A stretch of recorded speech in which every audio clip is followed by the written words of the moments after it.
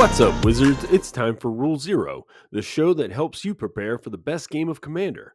It is our hope that through our combined decades of experience playing EDH and cultivating a great playgroup, tons of great decks, and also trying a lot of outside the box variants and homebrew rules, that we can pass that golden knowledge on to you.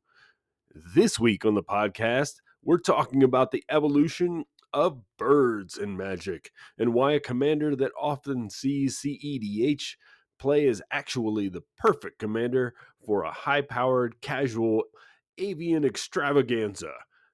But wait, before you click away and say, but Shawn, what in the world would I want to run birds for? I'm not a featherhead, a bird brain, a corvid groupie. Not yet, my friend, not yet. Hold your judgment until you watch this short video of my Derevi deck terrorizing the EDH table. Enjoy.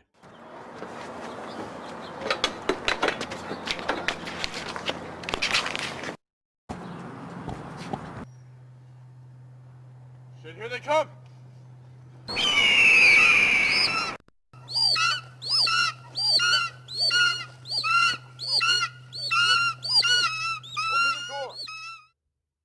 Hopefully that video explained perfectly to you why you should be playing a Derevi bird tribal deck. In case it did not have enough specific information and you came to this video looking for some of that instead of just random clips of terrible films that don't really tell you anything at all, I guess I can go ahead and give that other piece of the puzzle as well. So strap in, folks, because this deck is dynamite. It is so much fun to play. And I know I say that about a lot of decks, but that's because I pick the decks that I think are actually dynamite to play. And this one is no different.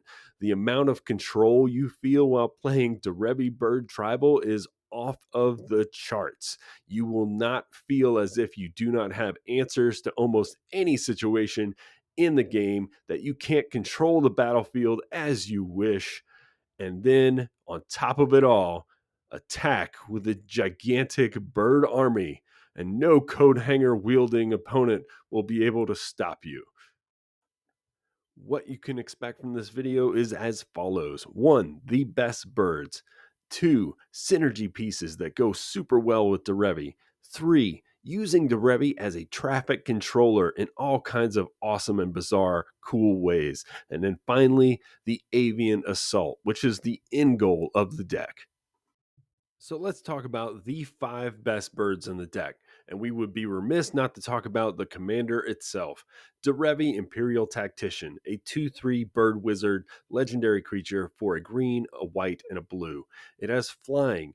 It says whenever Derevi Imperial Tactician enters the battlefield or a creature you control deals combat damage to a player, you may tap or untap target permanent.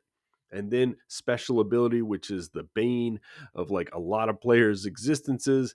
1 green, white, blue, put Derevi onto the battlefield from the command zone.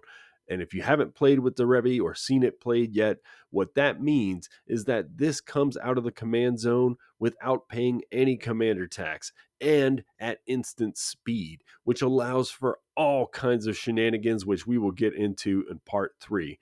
But as of now, just know that Derevi is key to this deck happening. And now that you can't tuck Derevi, well, that means that you're always going to have access to Derevi out of the command zone for 4 mana, and it's never going to go up unless they have some kind of tax effect that I am unaware of. Either way, this is an incredible commander, and it makes the deck hum. Next up, number 2. Obviously, we couldn't go without talking about one of the other banes of people's existences, Nadu Winged Wisdom. For 1, a green and a blue, a legendary creature bird wizard for a 3/4 flyer. Creatures you control have, whenever this creature becomes the target of a spell or ability, reveal the top card of your library. If it's a land card, put it onto the battlefield. Otherwise, put it into your hand. This ability triggers only twice each turn. We do not run the infinite combo shenanigans that Nadu decks can run. And so I make sure to let people know that loud and clear as part of the Rule Zero conversation. This may not actually soothe their thoughts on the matter. However, it does mean that you're not going to be taking 10-minute turns with Nadu, but you will be able to trigger Nadu incidentally. And it just so happens that if you look at Derevi's ability to tap and untap target permanent, that means when Nadu attacks with a host of other birds, guess what they all get to do as they deal combat damage to another player? They get to untap themselves, giving themselves pseudo vigilance, but also triggering Nadu for every single time that they untap. And that is a lot of ramp and card draw that you get incidentally from this wonderfully insane bird. Number 3. Here's another monstrous bird that has a little bit of feel bad attached to it. You may notice a pattern. Birds seem nice, but they are not very nice. And we are talking right now about Aven Mind Sensor. For 2 and a white, a creature bird wizard, a 2/1 with flash, flying, and if an opponent would search a library, that player searches the top 4 cards of that library instead. Yeah, you read it right. That means anytime they search for a tutor of any kind, whether or not it's searching for basic lands or using their misty rainforest to go get a tropical island or using demonic tutor to go get an answer, they're only going to be able to look at the top 4 cards of their deck, and you get to flash this in at instant speed in order to make sure that that is the case, surprising them at least once and then kind of holding them hostage until they get rid of Aven Mind Sensor after that. Number 4, a new addition from Bloomburrow, Mockingbird. For 1 blue and X, you get a creature bird bard, a 1/1 flyer. You may have Mockingbird enter as a copy of any creature on the battlefield with mana value less than or equal to the amount of mana spent to cast Mockingbird, except it's a bird in addition to its other types, and it has flying.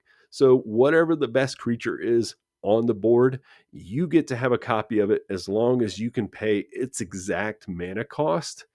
A lot of people were confused by this, thinking that X needed to be the mana cost of the creature and then you pay an additional blue. Incorrect. So if you're targeting, and you're not even targeting with this, it just enters as a copy of, which is important for things like Shroud or something like that.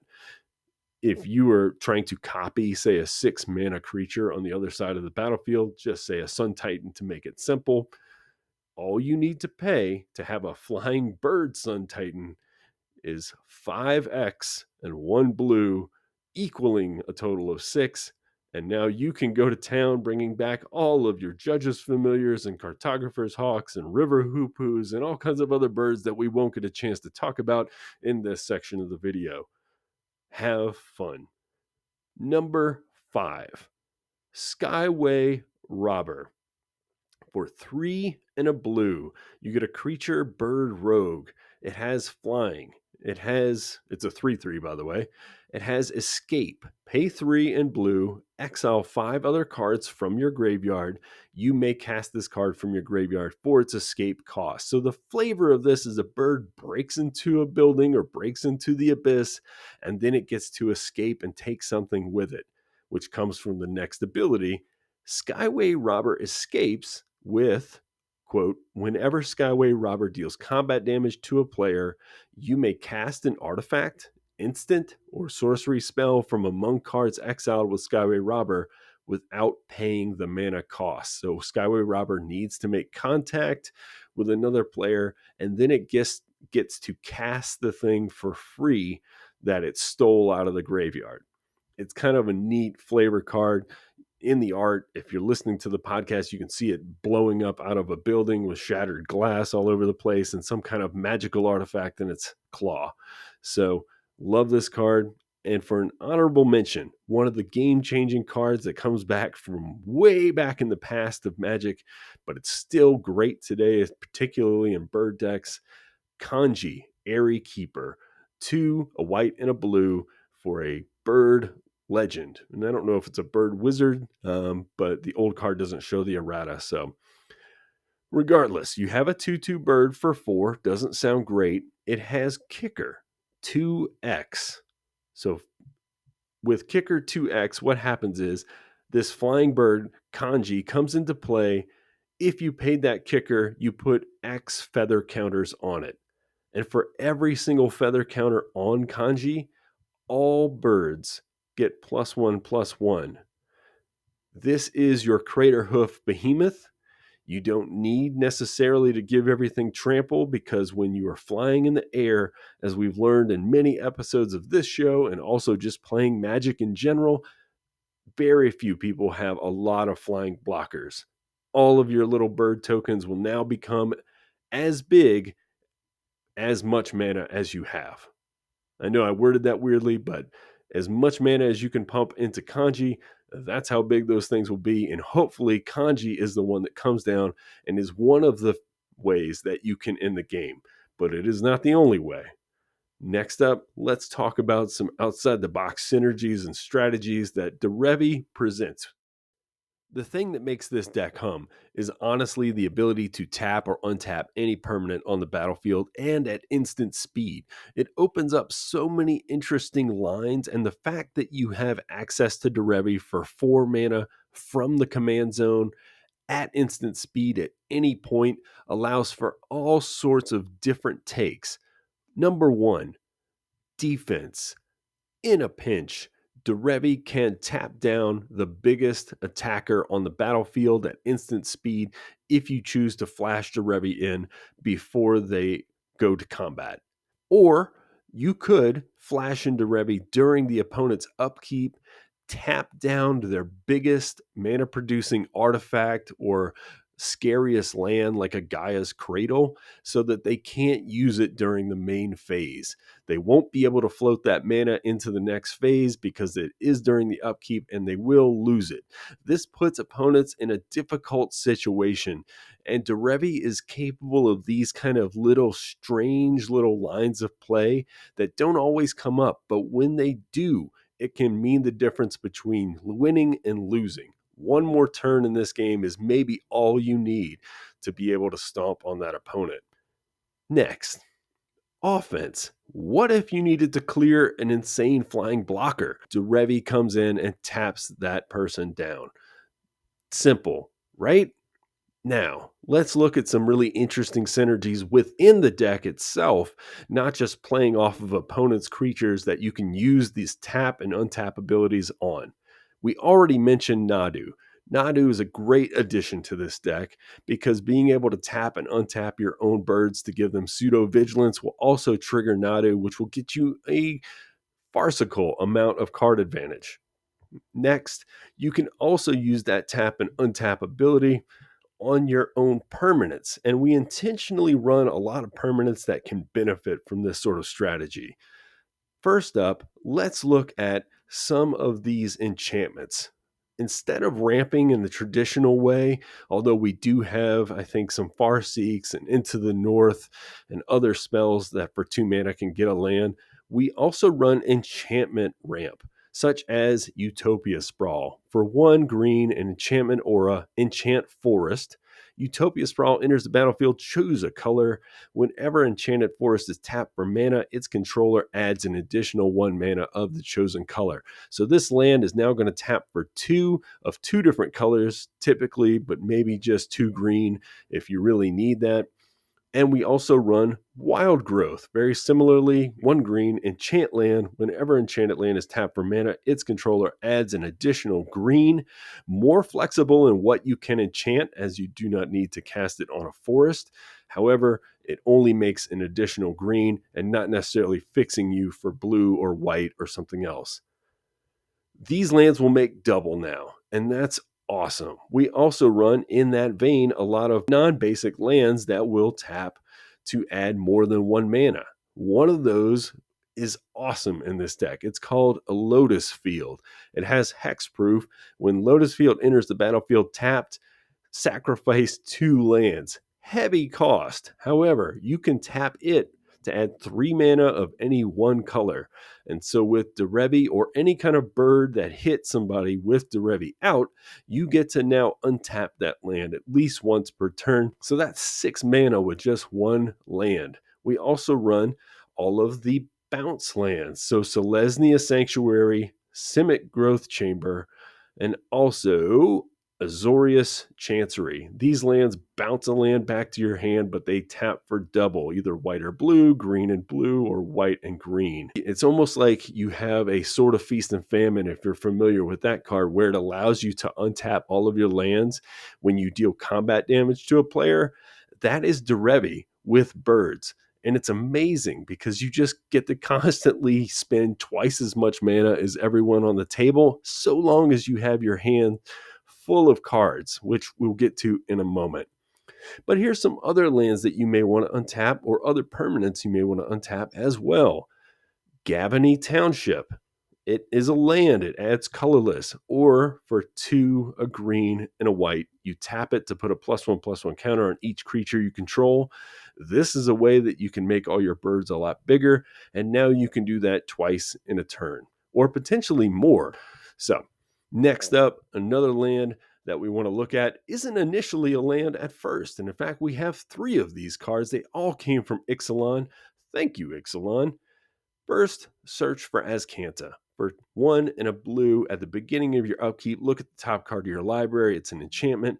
You may put it into your graveyard. Then, if you have 7 or more cards in your graveyard, you may transform Search for Azcanta into Azcanta the Sunken Ruin. It's a legendary land. It taps for a blue mana, or you can pay 2 and a blue, tap, look at the top 4 cards of your library. You may reveal a non-creature, non-land card from among them, put it into your hand, then put the rest on the bottom of your library in any order. This allows you to dig through your deck for those answers that you're going to run, board wipes, or bounce effects, or maybe even an extra turn spell that happens to make birds. Who knew?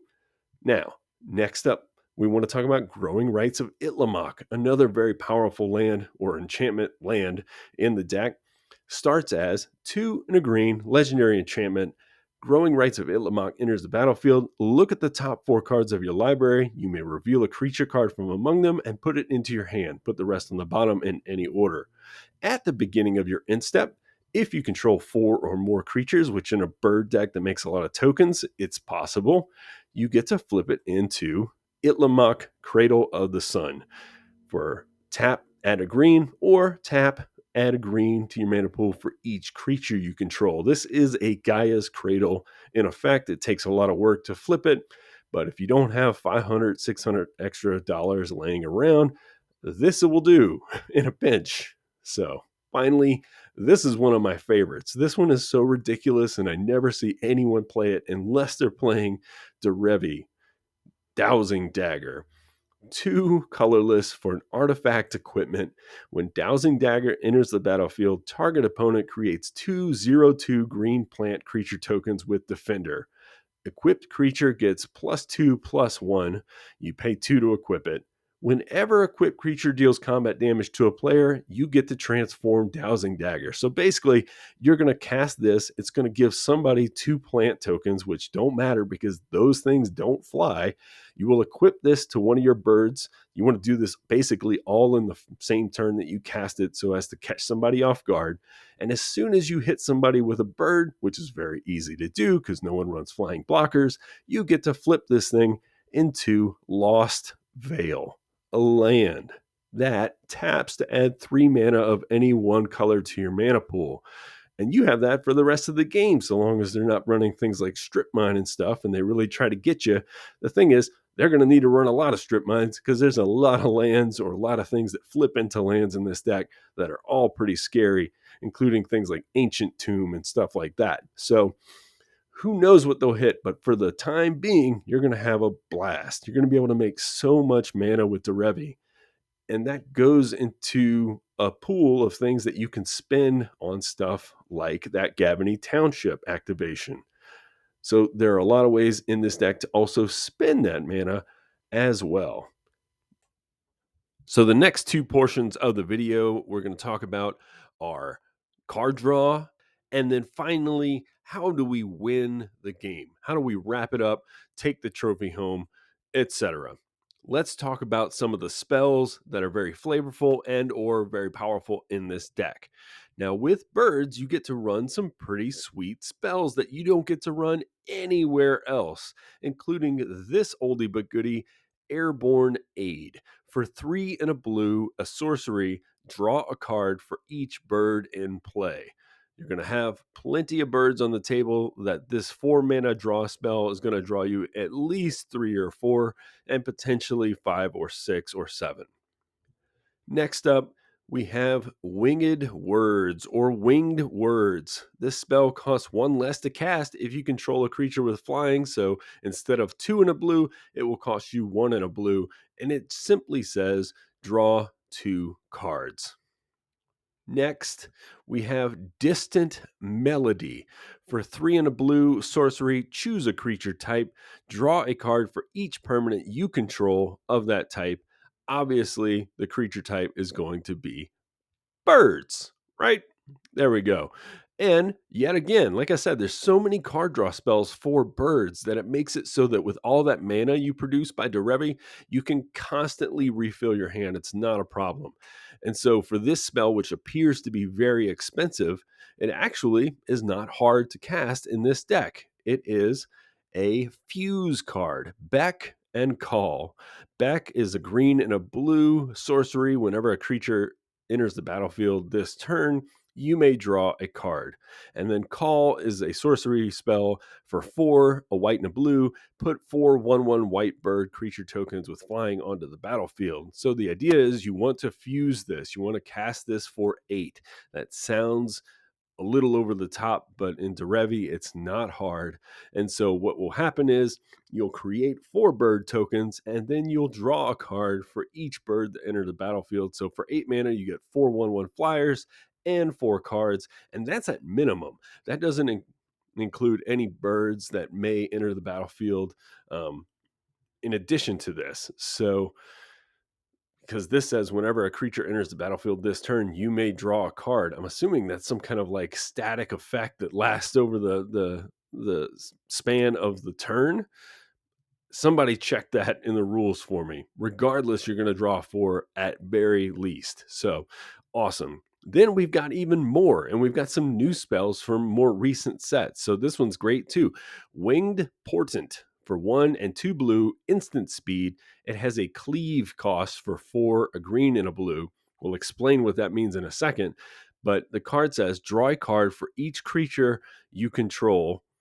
That would be the fuse cost for each creature you control. But if you pay for just the minimal spell cost, the 1 and 2 blue, instead of the 4 and a green and a blue, what happens is you get to draw a card for each creature with flying that you control. So one part of the spell is much better. However, in a bird deck, what this means is that for 3 mana at instant speed, because all of your stuff already flies and you do not need to cleave cost this, you get to draw a card for every bird you control. Also, another flavor win coming up, and this one only because there's a big set of wings on this thing. Sphinx's Revelation, oldie but goodie, instant speed. X, white, blue, blue. You gain X life and draw X cards. And we love X spells because, as I talked about before, with Derevi, you could potentially, with the untap effects on the stack, tap all your lands, have the untap targets from Derevi's attacks and all the other birds that have hit at the same time go off, untap those lands, tap them all again, and cast a huge instant speed Sphinx's Revelation to like not only refill your hand, but to literally have so many cards in your hand that you're just going to have to discard potentially. So another card draw spell. Yes, that's correct. There's even more. We have Behold the Multiverse, instant speed, 3 and a blue, scry 2, draw 2 cards. It has Foretell for 1 and a blue, which allows you to put it face down in a Foretell zone, and then to cast it for only 2 mana after that at instant speed at any point in the game. The reason this is in the deck is because Foretell, the symbol itself, is a bird. And so I feel very happy to put this in the deck. I feel like it fits flavor wise as well, because if you know anything about Norse mythology, ravens play a huge part in that. And we have even more card draw because we're going to have a bunch of little birds that can't be blocked. And you know what they like? To attack. Here we go. Bident of Thassa, 2 and 2 blue legendary enchantment artifact. Whenever a creature you control deals combat damage to a player, you may draw a card. Then, for 1 blue, tap. Creatures your opponents control attack this turn if able. Now, if you happen to have a fog effect or something like that and you want people to attack you, sure, use this ability, not a problem. But we also have 2 more of these style effects. Let's keep going. Reconnaissance mission, not Renaissance mission. That would be a much funnier mission.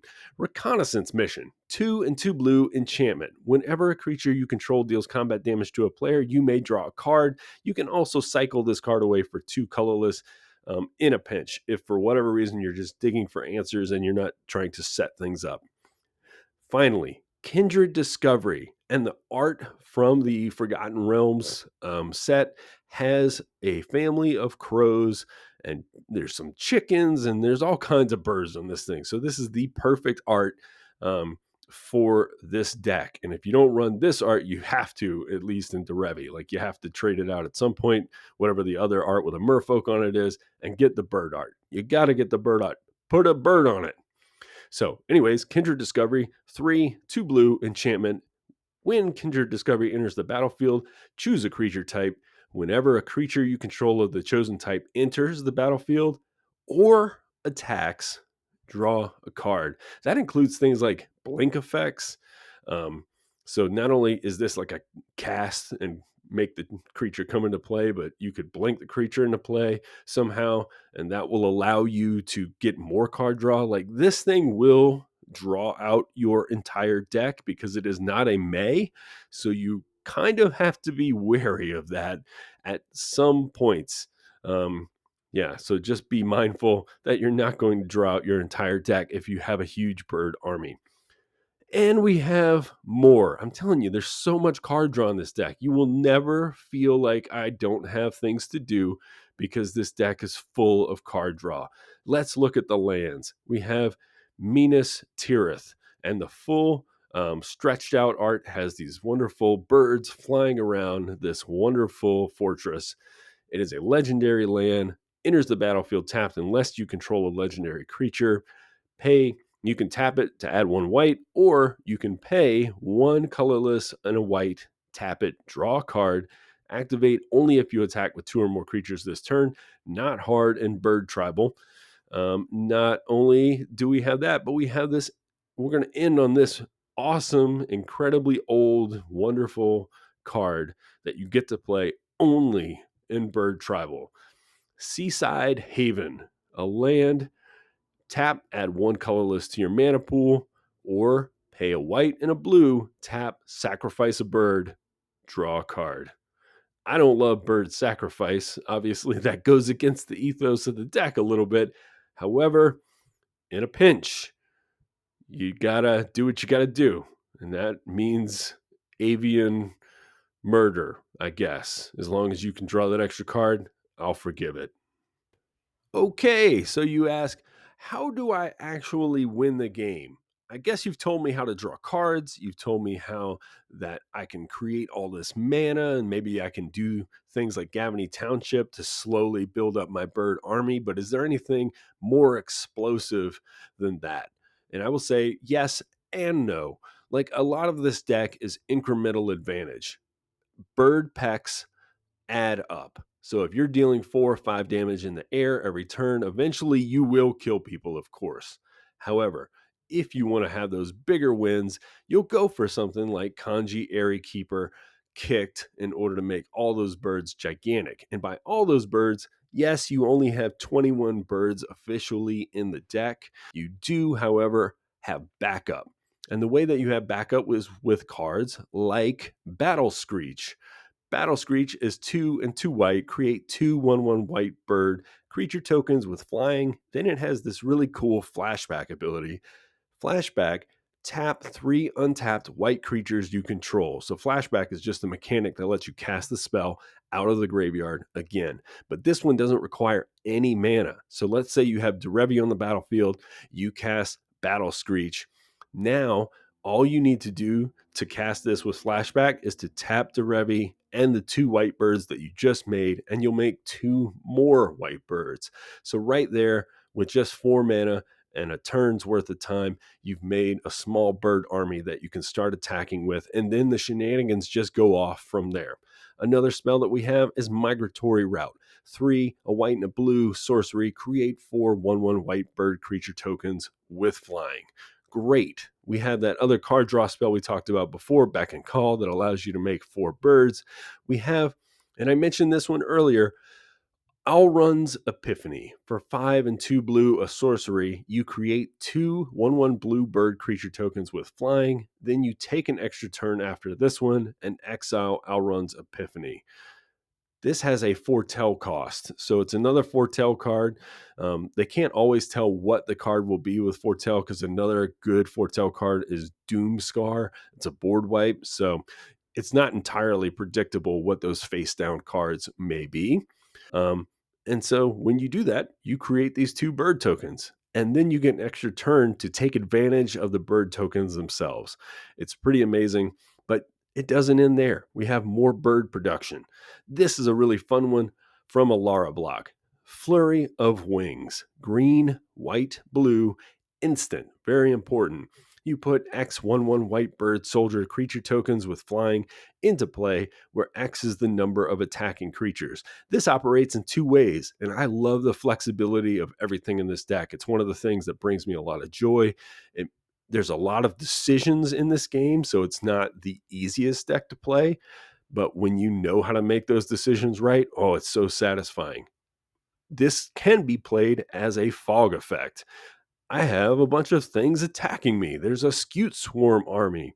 Guess what? I'm going to bird them out. And by bird them out, I'm just going to make as many birds as they have creatures, and we're going to block and hopefully trade everything. Or, and this is a really tricky one, but funny one to do, is I'm attacking them with my bird army.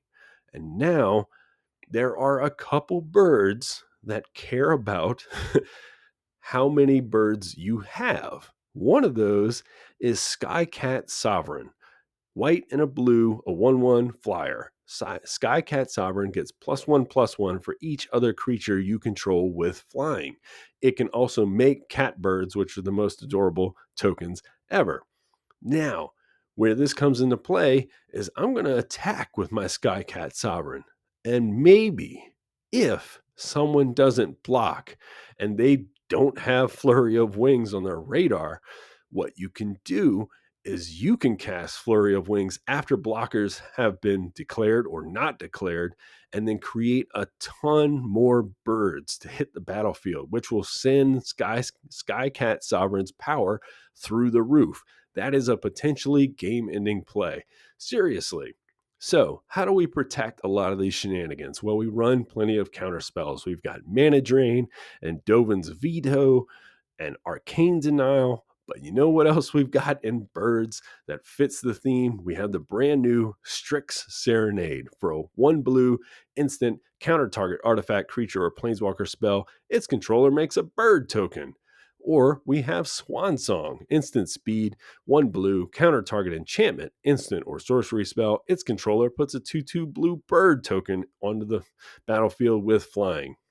Or if we need to protect our army, we can do Dawn's Truce, which in this deck replaces Teferi's Protection, just because I wanted to run more bird themey things. Instant speed, 1 and a white. Gift a card. You may promise an opponent a gift as you cast a spell. If you do draw a card before its other effects, they draw a card. You and permanents you control gain hexproof until end of turn. If a gift was promised, and I would suggest just giving that gift to a friendly ally at the table, not the person that you've drawn the most ire from. It's a great political tool. So if the gift was promised, permanents you control also gain indestructible until end of turn. Here's another sort of token creation thing, and then protection spell. It's new from the commander decks. Perch Protection for 4 and 2 white. Very expensive. Instant speed. You can gift an extra turn. Let's talk about that in a minute. You create 4 2/2 bluebird creature tokens with flying. And if the gift was promised, all permanents you control phase out, and until your next turn, your life total can't change, and you gain protection from everything. This is deceptively powerful because in Commander, the gift mechanic is fantastic, and I will go down swinging to anybody who says it's not. You can gift an extra turn to a person who's your friend, and hopefully they get a little benefit too because they're getting a whole extra turn, and all they have to do in exchange for that is to kind of swing in the direction you would like them to swing, or perhaps use that extra turn to take out some of the threats that have been stopping your bird army from hitting another person. I use psychology all the time in Commander, perhaps being a counselor. I don't know what it's from, but this is a often overlooked aspect of Commander, and we'll have a whole episode perhaps on how to use politics and psychology to your advantage at the table, because Commander, it's that kind of game. So if you're not using those things, then you can't be mad. Like, this is a tool on the table that you should be using in your game. Finally, let's talk about another couple of sweet win cons in the deck. Broker's Ascendancy, green, white, blue, enchantment. At the beginning of your end step, put a +1/+1 counter on each creature you control and a loyalty counter on each planeswalker you control. That can get your birds pretty big over time. Next, Murmuration, 4 and a white for an enchantment. Birds you control get +1/+1 and have vigilance. At the beginning of your end step, for each spell you've cast this turn, create a 1/2 blue bird creature token with flying named, drumroll please, Stormcrow. We finally got Stormcrow in the deck. You gotta have a Stormcrow, right? And then finally, an oldie but goodie, and one that's strictly like, it's so powerful. Soul Catcher's Airy, for a white and a colorless enchantment. Whenever a bird is put into your graveyard from play, put a feather counter on Soul Catcher's Airy. All birds get +1/+1 for each feather counter on Soul Catcher's Airy. The only time this could potentially backfire is if you fired off your Swan Song or Strict Serenade and given somebody else a bird, because their bird will get humongous as well. But them's the games that we play, right? I know that I should use different counter spells besides Swan Song and Strict Serenade. There's two reasons. One, I don't love giving them tokens. Two, those tokens do block my own birds. But I have overridden that logic with flavor. Sometimes you just got to do what you got to do because it looks cool and it is very thematic to your deck. So there you have it, Derevi Bird Tribal. I hope that I've won you over into wanting to look at birds a little more closely. For the longest time in EDH, birds were super underpowered, and I played them regardless. But we've gotten so much ammunition, so many cool, flavorful cards, many of which I can't even go over here, like the alternate art Nature's Lore from a secret lair that has a cool owl on it. There's just little touches and tweaks that if you really like birds a lot, you could certainly take the time and spend the money to make the deck look beautiful. So there you have it, folks. That is Derevi Bird Tribal, one of my absolute favorite decks. I've been playing in paper for years, and more recently, because Arena brought Derevi to the Brawl format through Bloomburrow, I've been able to play it there, and it's a blast in there as well.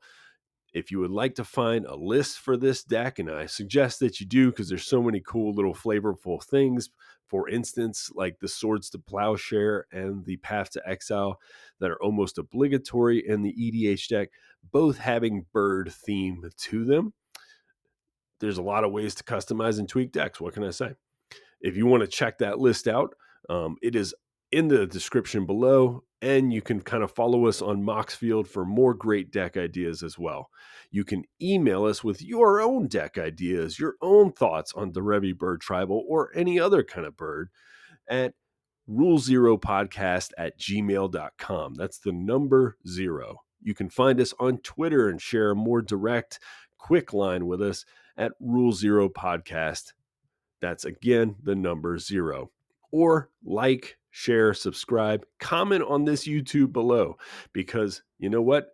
The more comments that we get, the more 5-star reviews in the podcast world that we get, the further our reach becomes, the broader our community becomes, and the more decks that are like this that we can talk about, or the more joyous box openings, or the more weirder, strange topics.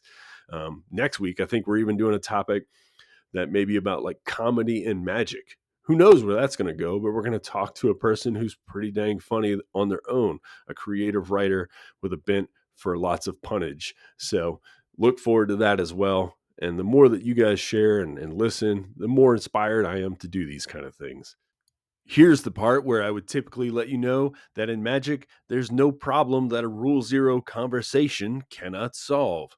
And I do believe in that, but for the purposes of worshiping birds and adhering to the ethos of domination that birds bring to the table, I'm going to give you a pump up video from the depths of the history of the internet.